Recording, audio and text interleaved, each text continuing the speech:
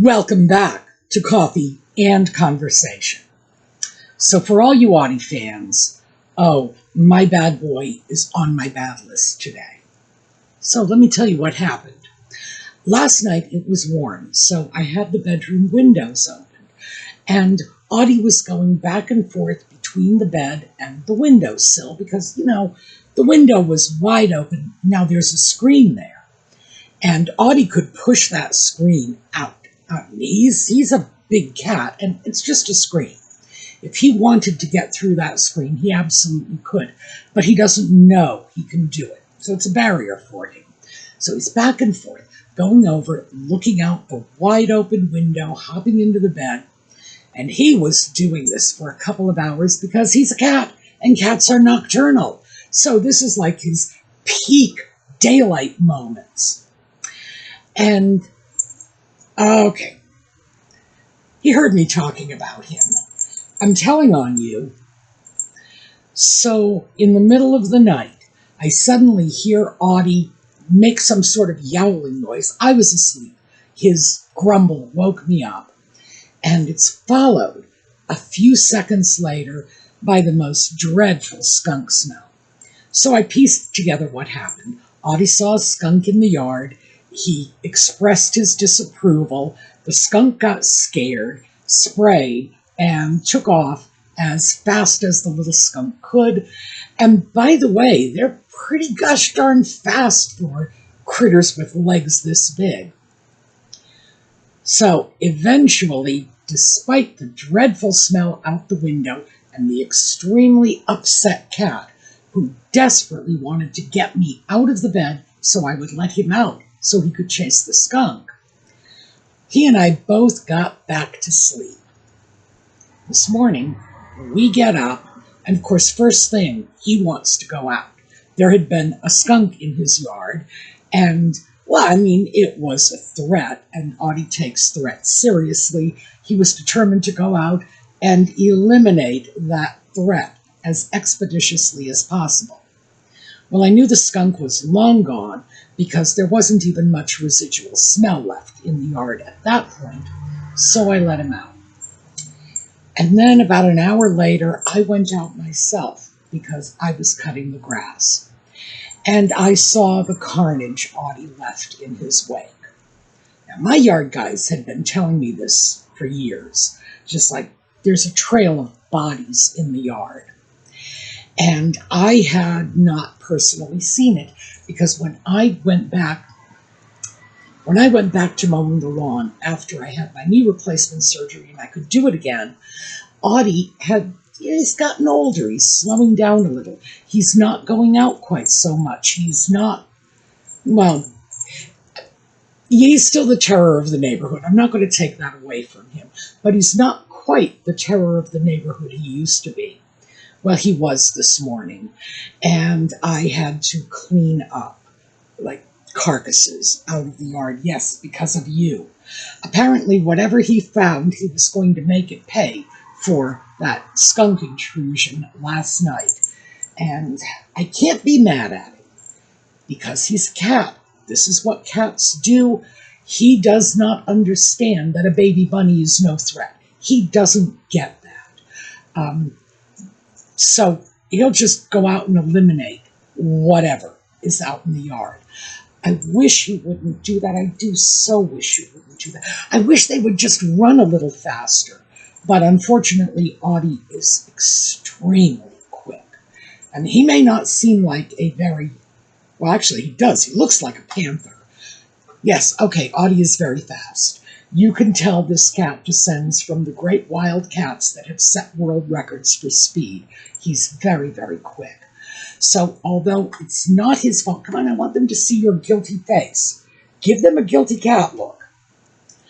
So even though I can't be mad at him because it's not really his fault, I am not thrilled with the mess he left for me this morning because, like I say, carnage. So yeah, you're on my bad list. I'm still going to snuggle you, but you're on my bad list. All right, we got a few seconds of Audie time. Now we're going to take a break for the intro. We'll be right back.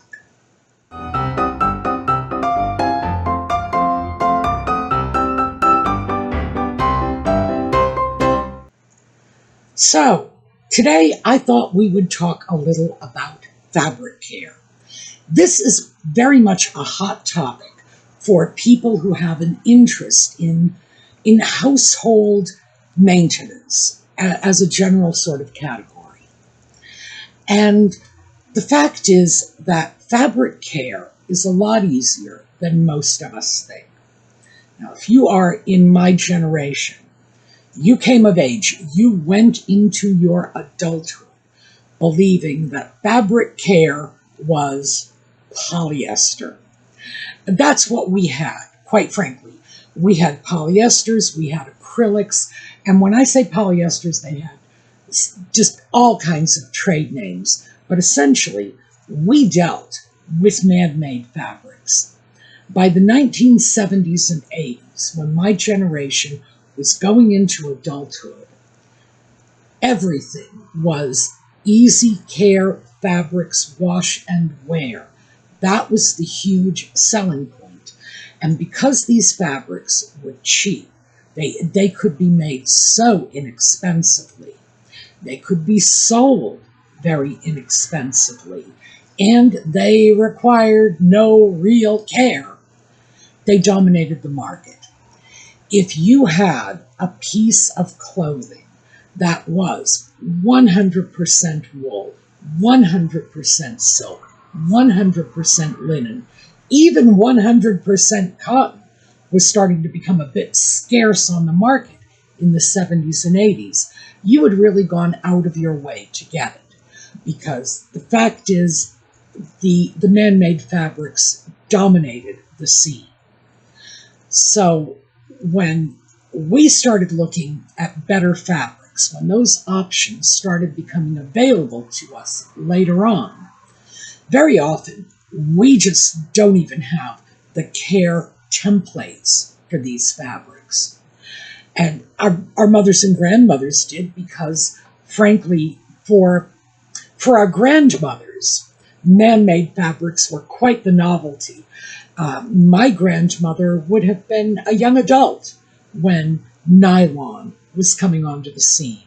My mother would have known, obviously, about nylon, but some of the other polyesters and acrylics and these weird fabrics, and as I said, they all had their own separate little names. There were so many of them.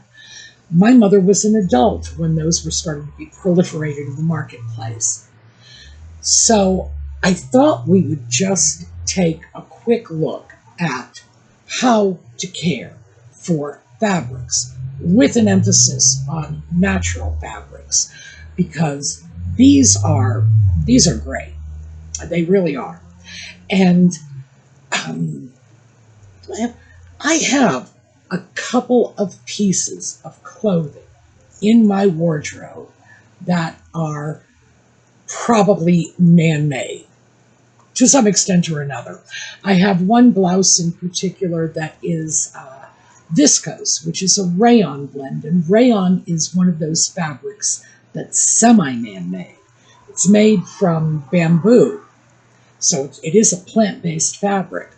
But my goodness, it is so adulterated by human hands that it falls into that semi-natural, semi-man-made category.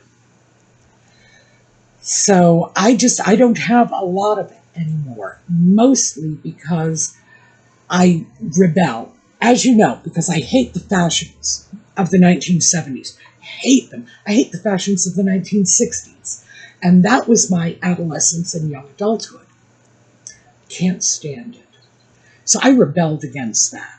I look back on that and say, my goodness, we were just poster children for that whole better living through chemistry thing. And now I've gone over to more natural fabrics. Many of us do for many different reasons. For me, it's rebellion. For a lot of other people, it's sustainability. It's pulling away from fast fashion, which we may do for environmental reasons or moral reasons, because fast fashion is inextricably linked to improper working conditions in the factories where these fabrics are being made. And I've already told you, I've split opinions on that. It's like, yes, perhaps people are not paid well, perhaps they are not given vacation time or anything else, but for most people in those situations, the alternative to that factory job is starvation. So would I boycott a factory in the hopes of improving conditions for these workers? No, because if I boycotted the factory, I would be closing it down and the workers would starve. So, like I said, I've got mixed views about that. But fabric care. Yeah, I know, you were not interested in my little philosophical ramblings. Don't worry, neither am I. Fabric care. I thought we would start by talking about the major fabric groups that are a lot easier to care for than most people realize. So let's start with cotton. This, by the way, it's not 100% cotton. This is a cotton silk blend. I like cotton when it's blended with silk because I get the best of both worlds. Cotton is inexpensive, it is super easy to care for, takes dyes brilliantly. You can take a cotton shirt and boil it. Like throw it in incredibly hot water. You can add chlorine bleach. Cotton is fine. It doesn't mind a little abuse. Actually, it doesn't mind a lot of abuse. But having said that, cotton does require care in other ways. Cotton needs to be pressed. Unless it's blended with another fabric or treated in some way, cotton is going to wrinkle. This shirt does not require pressing, mostly because of the silk content. We'll get into silk later, but that's one of the reasons I can deal with cotton as a fabric, because it's cut with silk. Cotton can be very, very easy to care for in many ways. You don't have to be picky about how you treat it. Are you going to need to iron it? Yes. Can you throw it in the clothes dryer? Yeah, sure. No problem. Can you line dry it? Yes, you can. I will tell you, though, one of my favorite benefits of cotton is the more it's washed, the softer it gets. So, when it comes to cotton, I have one solid cotton blouse, like cotton, no other fabric in there, because I'm going to have to press that thing every time I wash it. I know this, and I'd rather not have to do that. One thing I do go for cotton in is my bedding. Cotton sheets, because I can throw them in the wash, scald the daylights out of them, add a boatload of chlorine bleach, and if the hot water doesn't kill the bacteria and germs, the bleach will. So at the end of the day, I'm getting sheets and I can say, okay, this is really clean. And I do love cotton for that. So, and also, as I said, it takes dye brilliantly. Cotton is just so dye friendly that if you want something in a specific color or a great batch of patterns, it's probably going to be cotton you're going to look for. Another thing is, cotton is cheap.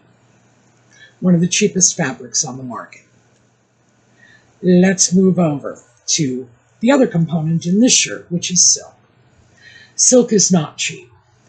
And silk, however, does have a lot of very good properties.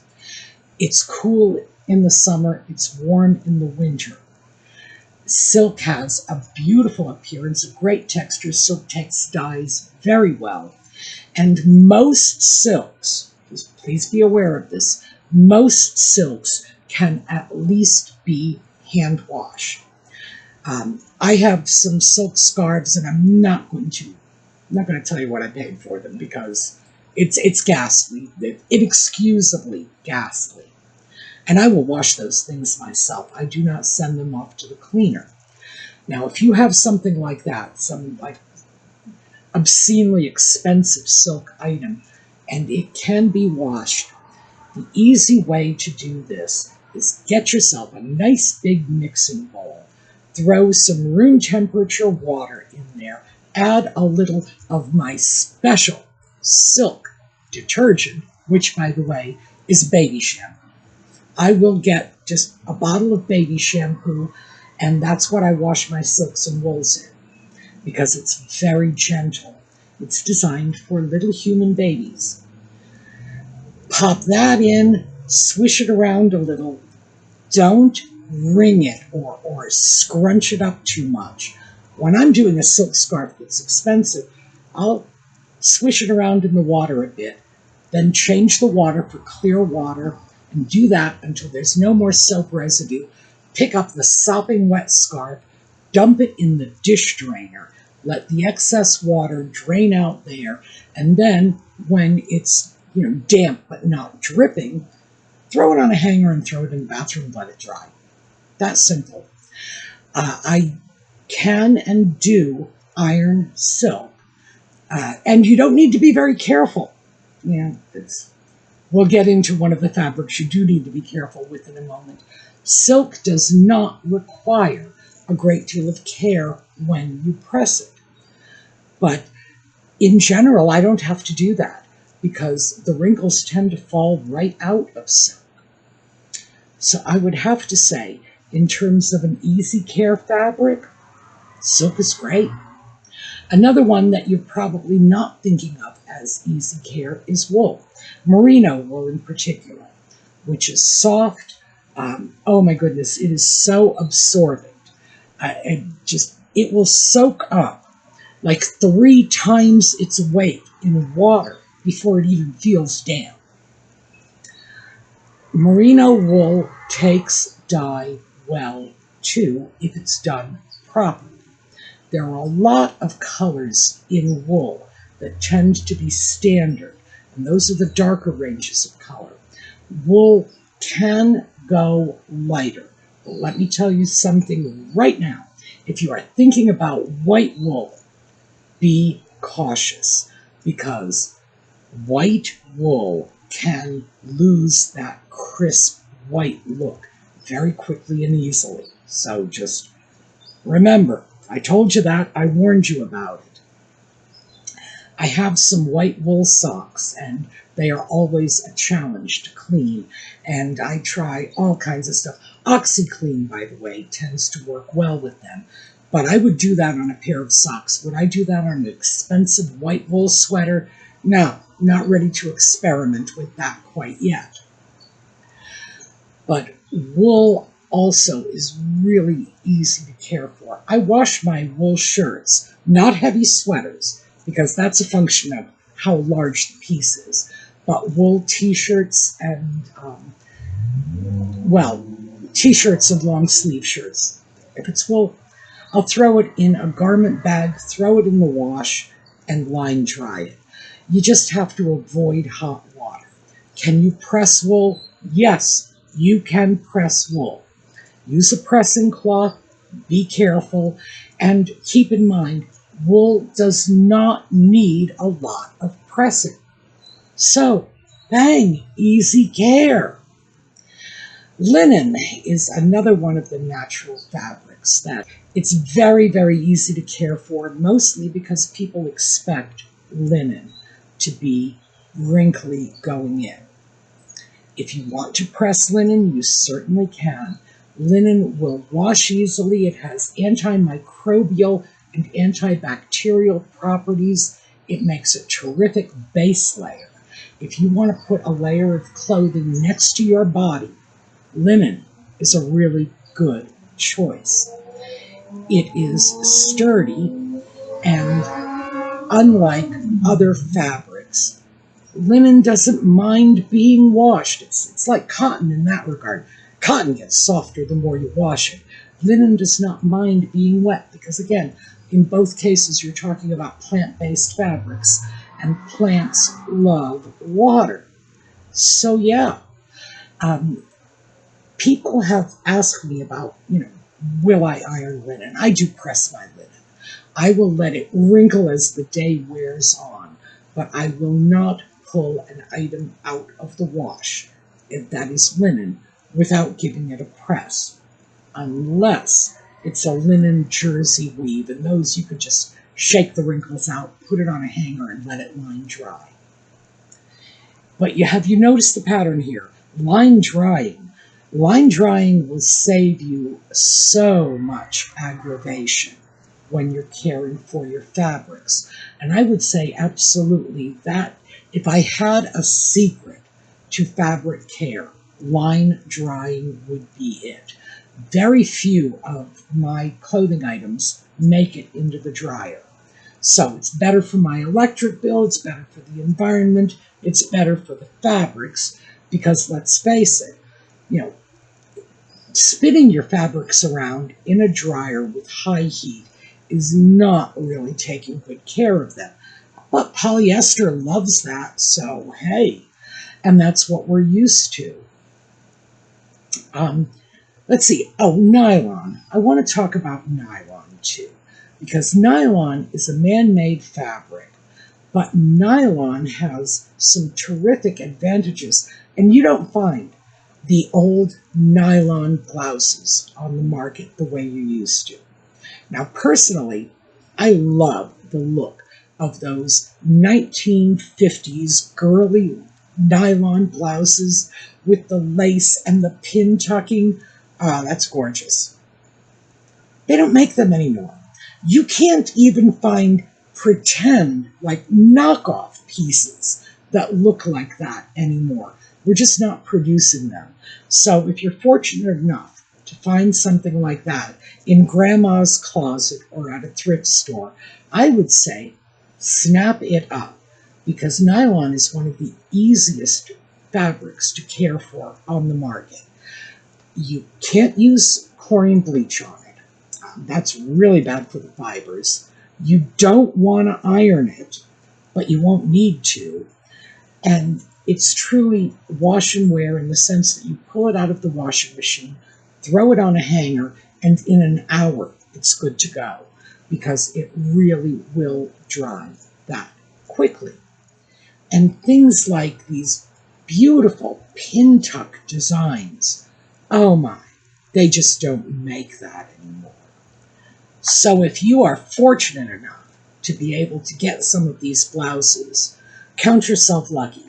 They used to sell for like under $2. Back in the 50s, you would find these on sale for 98 cents. I'm not kidding. I'm not making these prices up. I've seen the old ads. 98 cents for a nylon blouse in the 50s. And those very same blouses are going for $40, $50 if you can even find them today. So yeah, if you can grab one of those, I would say snap it up. Another fabric trick I do want to share with you is not everything needs to be washed every time you've worn it.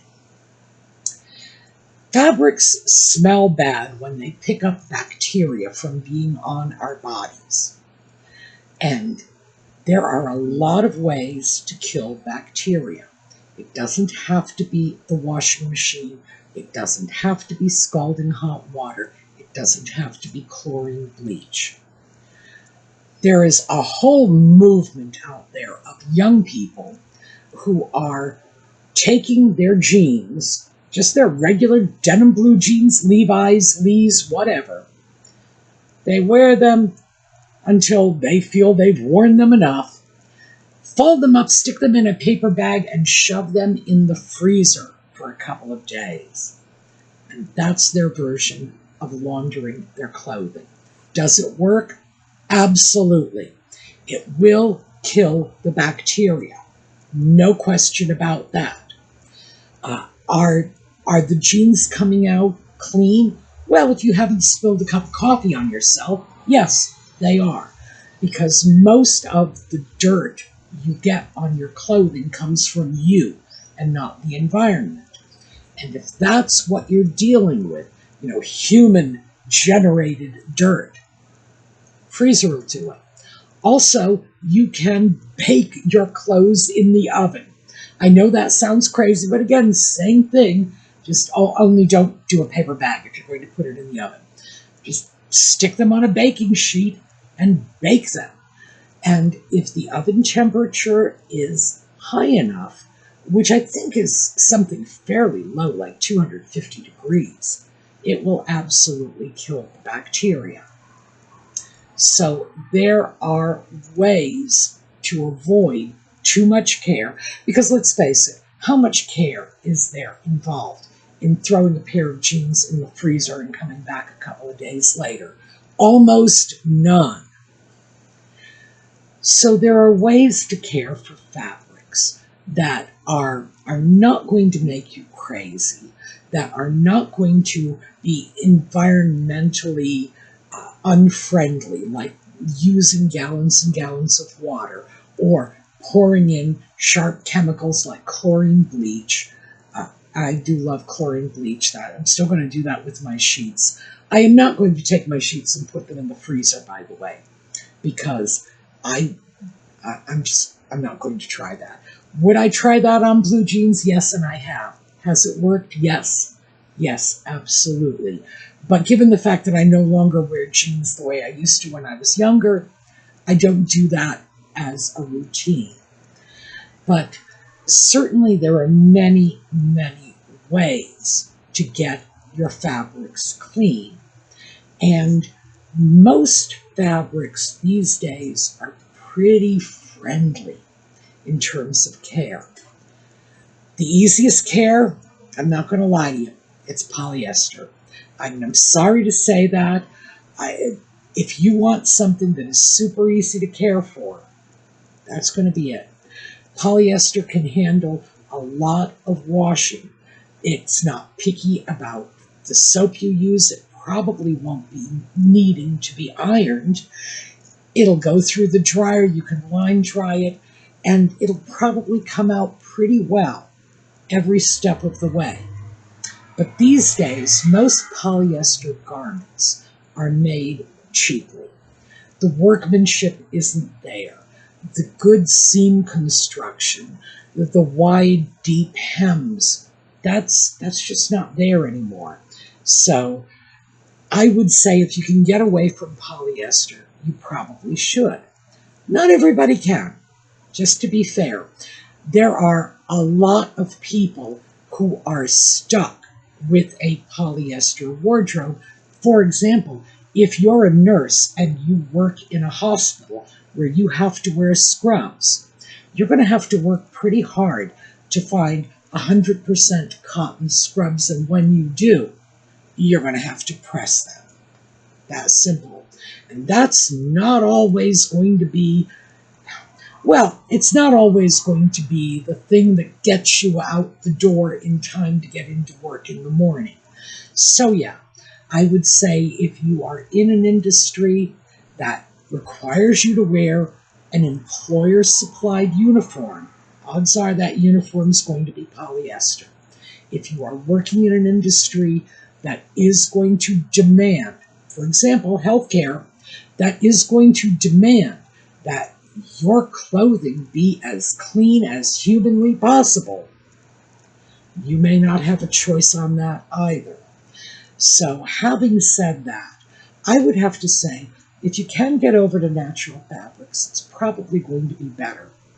However, I would make an exception very happily if I could get my hands on a nice stash of those 1950s nylon blouses. Sure, I'd make an exception for that. Will I make an exception for some rayon pieces every now and then? Yeah. And rayon, like I say, somewhere between natural and man-made, but the thing with rayon and those similar bamboo-based fabrics is they are cheap. They are very inexpensive, and not everybody can afford to go out and say, oh, I'm not going to touch that unless it's 100% silk. No, that's just not realistic. So hopefully this might have given you a little bit of a push to what you can expect from your fabrics. And before I go, let me just give you one bonus. There is a company called Carbona. I'll get a picture of one of their stain removers and I'll put it up on the screen. This is a company that makes stain removing cleaners that are specifically designed. There are like a dozen different stain removers this company makes, and each one is designed to attack a certain kind of stain. If you want to deal with stain removal, if that's a problem in your universe, take a look at this, because this is something that our mothers and grandmothers have stashed away in the laundry room shelves, and it's still on the market, and they're still good. So that's just sort of my little quick tip if you want specifically good stain removers. But remember, you're going to have to know what kind of stain it is and then buy the stain remover accordingly. Fortunately, this company has them all color-coded. So there we go. We are going to take a look at a slideshow on the way out. Thanks for being with us. I hope to see you again next time. We did get a little Audie time, so hey, I always consider us to be pretty lucky when he decides he's going to pay a visit.